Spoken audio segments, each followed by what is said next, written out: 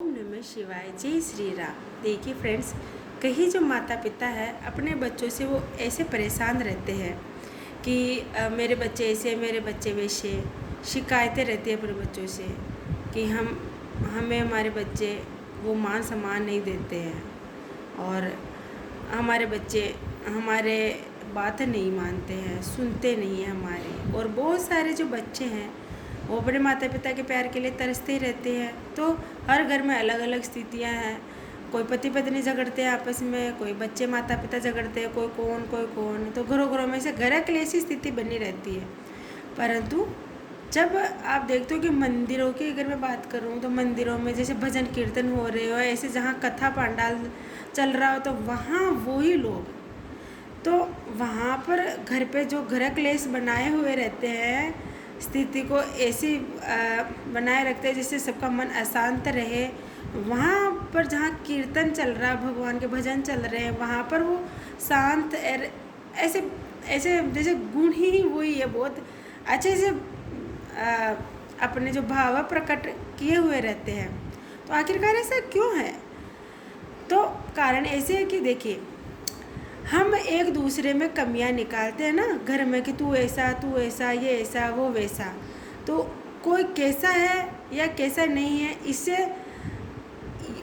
अर्थ तो ये है कि हमारे अंदर ही कमी है।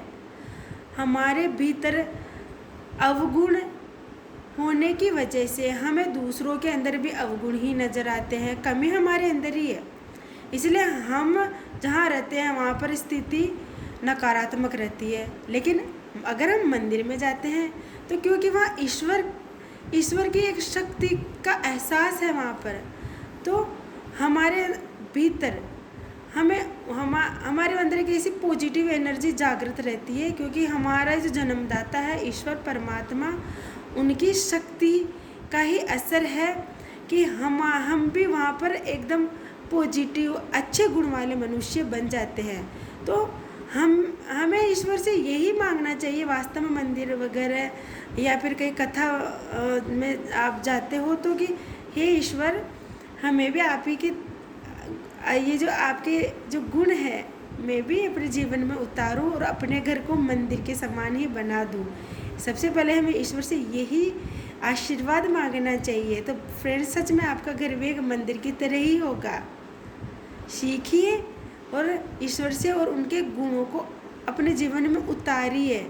धन दौलत ये सब तो आप भर भर के मांगते हो, लेकिन कभी उनके गुण भी मांग करके देखिए, तो धन दौलत तो वैसे ही आ ही जाएगी अगर आपके भीतर ऐसे पॉजिटिव गुण होंगे तो। ओम नमः शिवाय। जय श्री राम।